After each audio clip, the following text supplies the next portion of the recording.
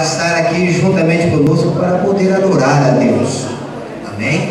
E é uma satisfação muito grande para nós. Eu desde já, eu quero aqui agradecer os meninos, nossos meninos, né, irmãos, que têm proporcionado aqui, o Edson, Claudemir, né, o Adalto, irmãos, até nosso irmão Aldeci, estiveram aqui nos ajudando, abençoando para fazer, né, essa plataforma no nome de Jesus, né? E eu quero agradecer a cada um de vocês, as irmãs que se prontificaram, irmãos, né, os meninos aí que correram de um lado para o outro, o nosso amado Pedro aqui também, que está nos abençoando, nos ajudando aqui em nome de Jesus, amém? E eu quero agradecer a todos vocês, queridos, por tudo isso, né, que hoje está acontecendo aqui, porque vocês têm confiado abaixo de Deus nas nossas vidas, e hoje nós estamos aqui juntamente com vocês para poder nos alegrar no Senhor. Amém? Deus abençoe o pastor Gilmar, que vai nos abençoar nesta noite com uma palavra gloriosa, e amanhã também a nossa irmã Sandra Fias estará com uma palestra maravilhosa na parte da manhã, e à noite pastor Gilberto de Vaiporã estará ministrando também para nós aqui. Enfim, vai ser uma festa gloriosa. Amém, irmãos? Que Deus abençoe a cada um de vocês no nome santo do Senhor. Nós estamos aqui se adaptando ainda, né? E eu tenho certeza que tudo vai sair para a glória de Deus. Amém? Deus abençoe a cada um de vocês.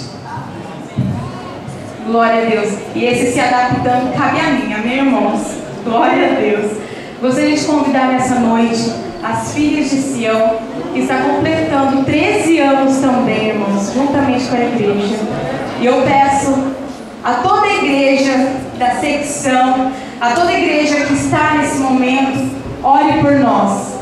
Ore porque o Senhor tem um chamado, e dessas mulheres é de ser guerreiras em nome de Jesus.